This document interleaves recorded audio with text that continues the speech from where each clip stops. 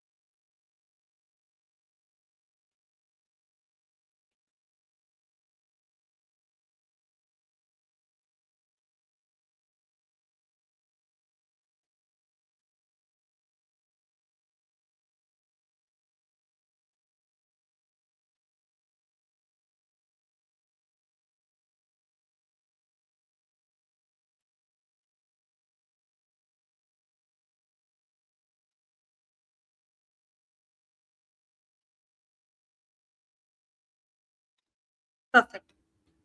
So let's get started.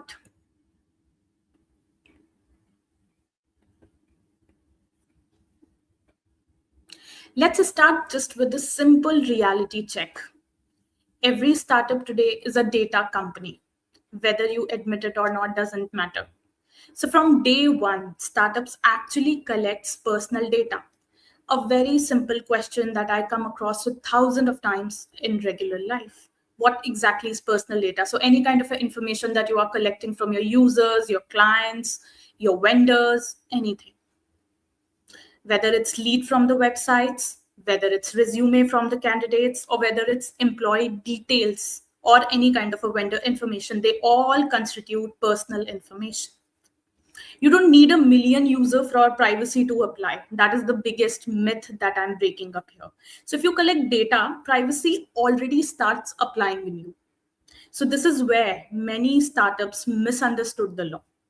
They assume that privacy only begins on a later stage, after you scale up, after you take a fund, after the enterprise client. But in reality, privacy begins the moment data enters your system.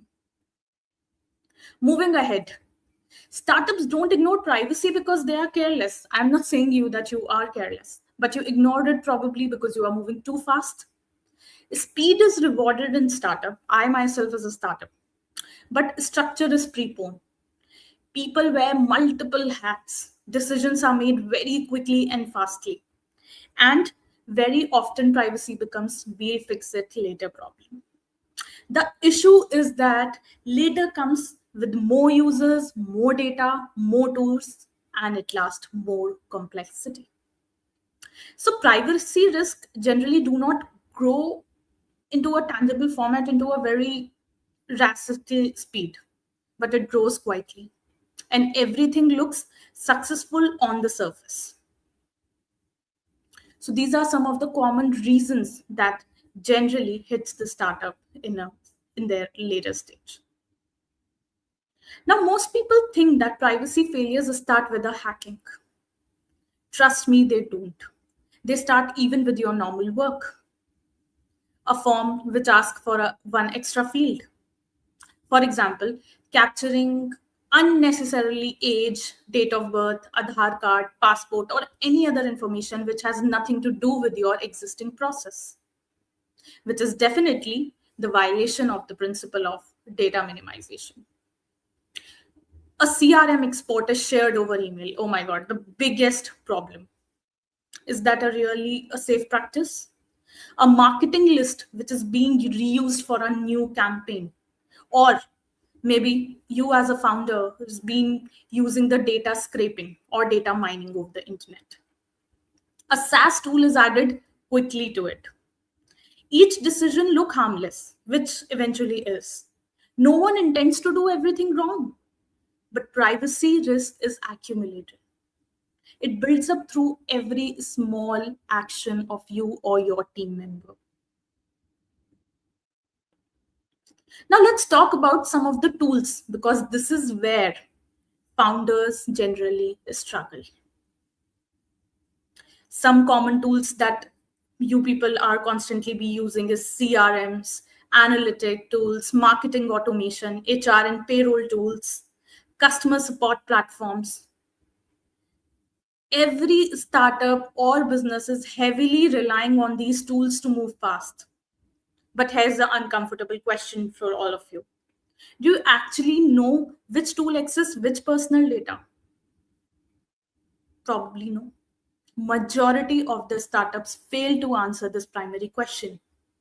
Every time a client comes to me and say, Paakhhi, can you do the compliance? I always ask this question. How many tools do you have? Even they are not aware how many data points they are actually collecting. How much data do they have? They don't have the numbers handy. They don't have the purpose handy, which is a biggest problem.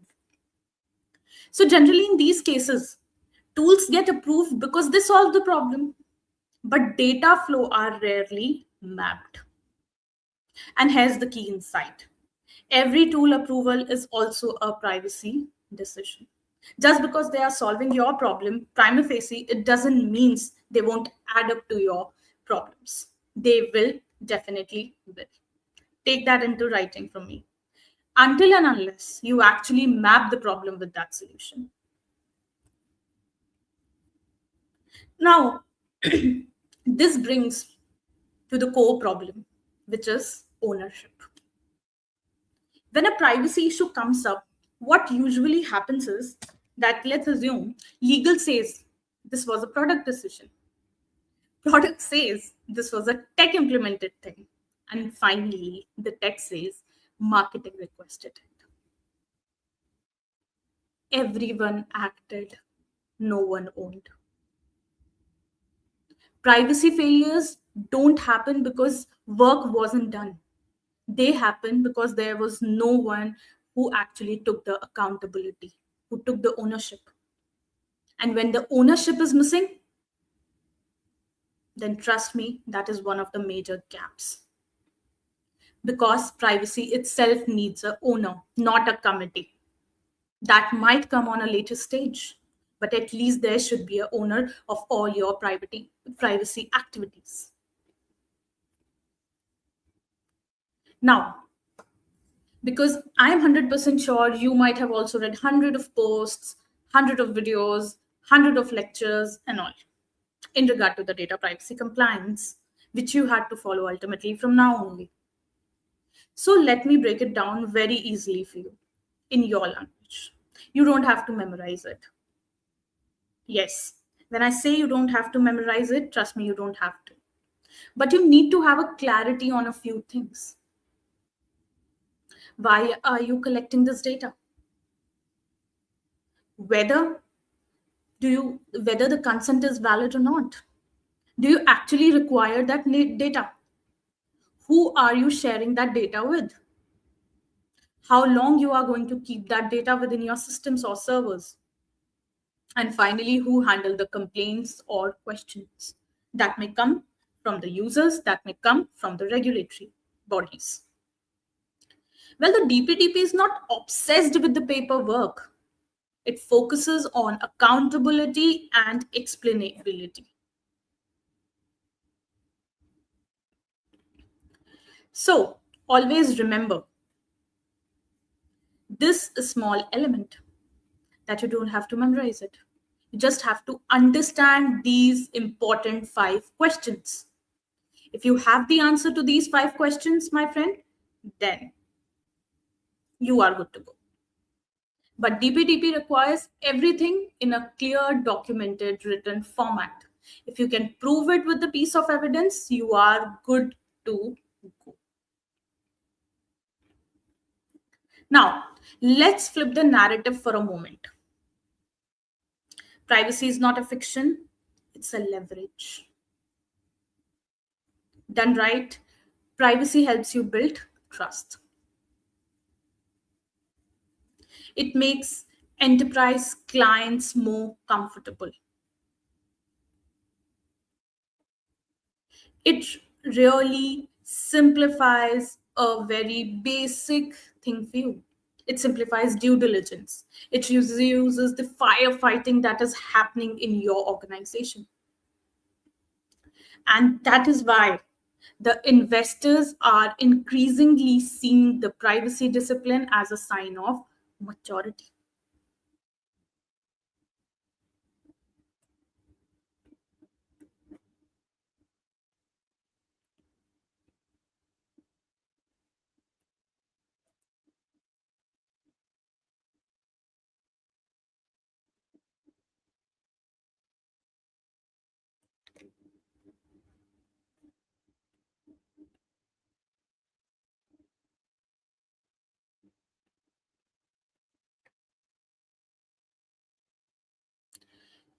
So, whenever the trust scales faster than the shortcuts, always remember this small element. Now, there is a 30-day founder action plan that I have built for each and every founder or organization who is looking forward to start their data privacy compliance journey. Please stop running behind every person you see on the internet. For God's sake, stop doing that to yourself. First, do these elements, then go ahead to the person. That is why I named it as a 30-day founder action plan for you. Now, what you can realistically do? You can do that 5 simple things. A, list down all the personal data you collect, minded personal data, name, age, date of birth, email, phone number, address, whatever you are collecting. 2, list the tools that access it. Be it your marketing tool, be it your CRMs, be it your Excels, be it your analytics, whatever, doesn't matter. List down all the tools that you are using, which are definitely not the internal part of your organization. Third, review your website and app notices. Your privacy notice, your terms and conditions, your cookie policies, your app policies, your information security policies, anything that you have. Fourth, assign one clear owner. As I have mentioned, it is important to understand and to make someone accountable. Fifth, create a basic breach response plan. In case of a breach that might happen, what could be your sanctity, how you are going to go back to the regulators, how are you going back to your users and telling them about it, and what could be some of the implementation things that you can think of, and document that. Now, please understand, privacy is never about perfection. It's more about clarity. It's more about visibility and ownership. If you try to be perfect, then definitely it's going to become a real problem for you.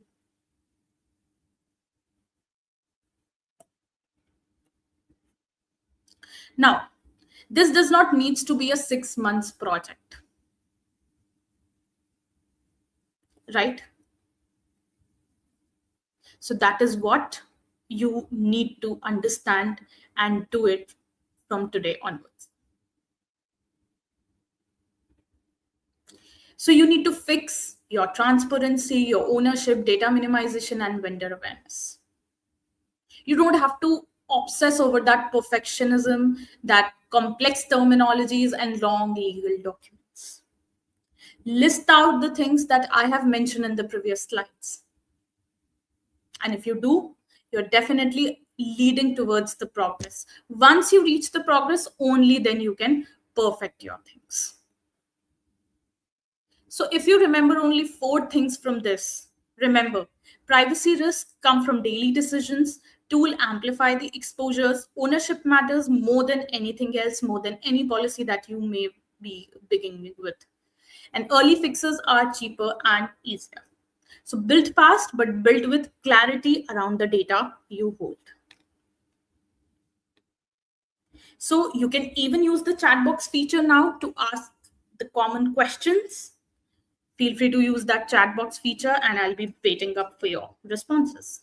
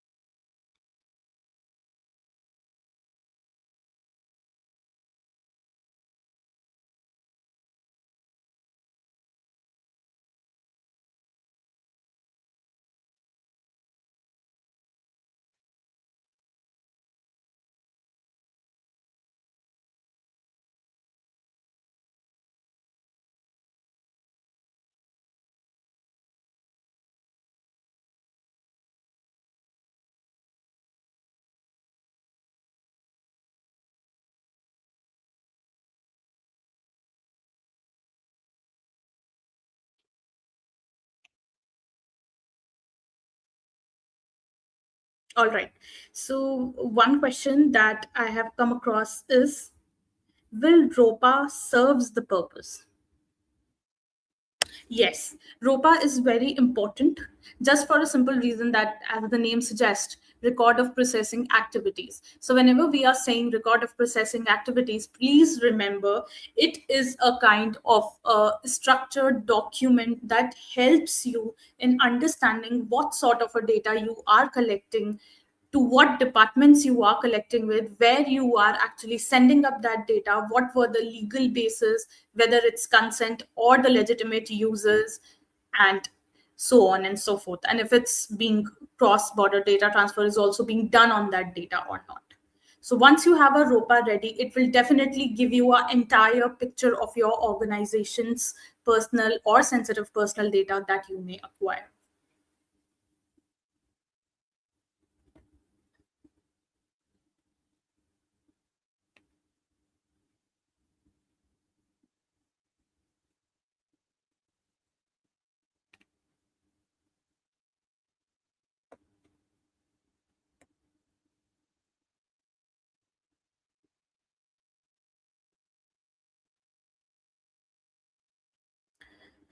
Perfect. Now I have some more questions that are generally being asked from me. So I'm sharing them with you also.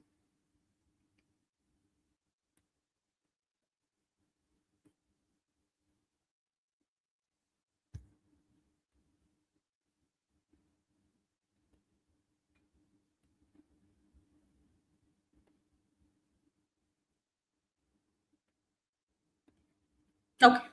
Does DPDP apply to small or early startups? Well, the answer to this question is very simple. As you are collecting any kind of a personal information, yes, the DPDP would be applicable to you. Whether you are a small startup, whether you are an early stage startup, whether you are a NGO, whether you are a NPO, whether you are a school, whether you are a college, whether you are a medicine facility, whether you are a lab, anyone, whatever may the circumstance would be, whatever your legal sanctity or legal, whatever type of a legal entity you are. B, is having a privacy policy enough? Not at all. Privacy policy could be just one single step to move in the privacy compliance arena, but no, it's not enough to have. Are vendors responsible for compliance? No. You are responsible for your own compliance. You should be having a data protection agreement or data processing agreement readily available with your vendors to get them signed if they are processing the data on your behalf. Do we need consent for everything? Yes. If you are using one single consent to send each and every, completing each and every purpose, then that's wrong. You should always seek consent for different purposes. One consent for one purpose shall be the motto. Next question, is unused data a risk? Absolutely. You cannot retain the data for a longer period of time. You have to decide the retention. That is why you can eliminate the unused data after a period of time. Next, who should own privacy in a startup? Any senior leadership member, data protection officer, or a privacy officer, whosoever is equivalent in your startup, can actually take up the privacy. Apart from that, you can even have external counsels or external virtual data protection officers. There are these kind of services available in the market. What's the biggest mistakes a startup make? Not understanding the compliance and just deferring it for an indefinite period of time by stating that as of now we don't have the budget, it's not relevant, so deferring it. Last but not the least, can privacy be fixed later? Of course, privacy can be fixed later. However, be ready for the challenges that you may come apart from the cost. So cost and time, both are the biggest problem if you defer it for an indefinite period of time. So thank you very much, everyone, for joining on the National Startup Day to me, Paakhhi Garg.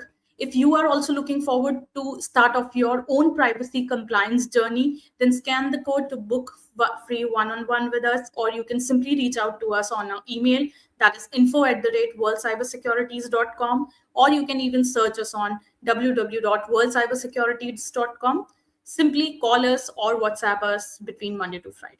Thank you very much, everyone, for your time. Please feel free to drop in your lovely comments. Would definitely love to read them at some point. Thank you.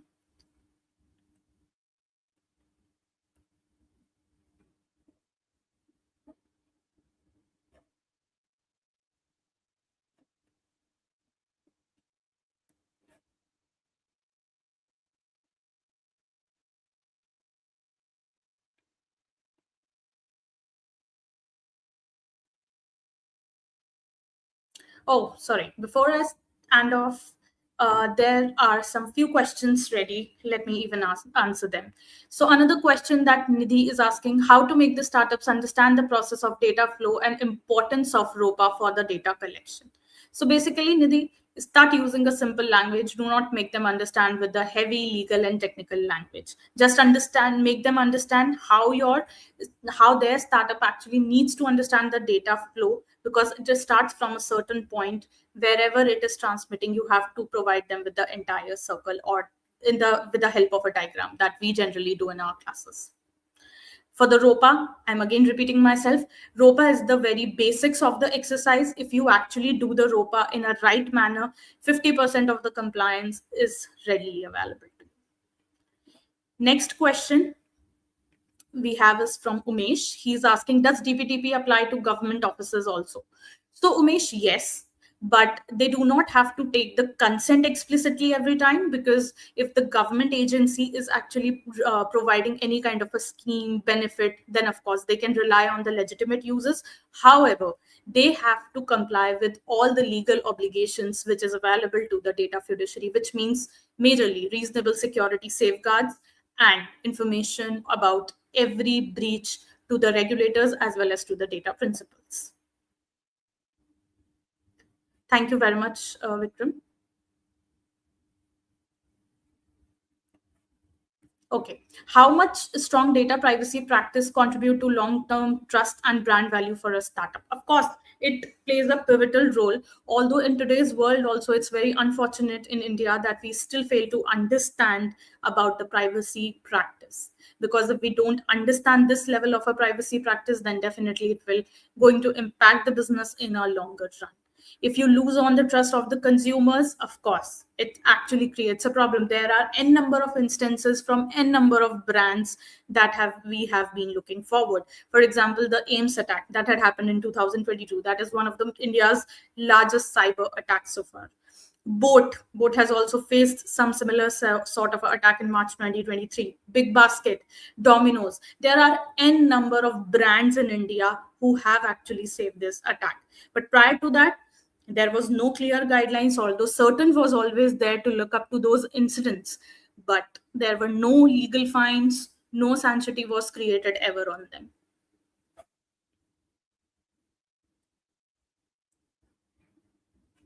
Umesh, this is a very common issue. People are still not sure about the DPDP. There are many organizations that are providing the certifications for the DPDP. There is no international body because there cannot be an international body to provide any of the recognized certifications. However, you can definitely vouch out for the www.worldcybersecurities.com. We have been constantly providing various certifications since past 7 years.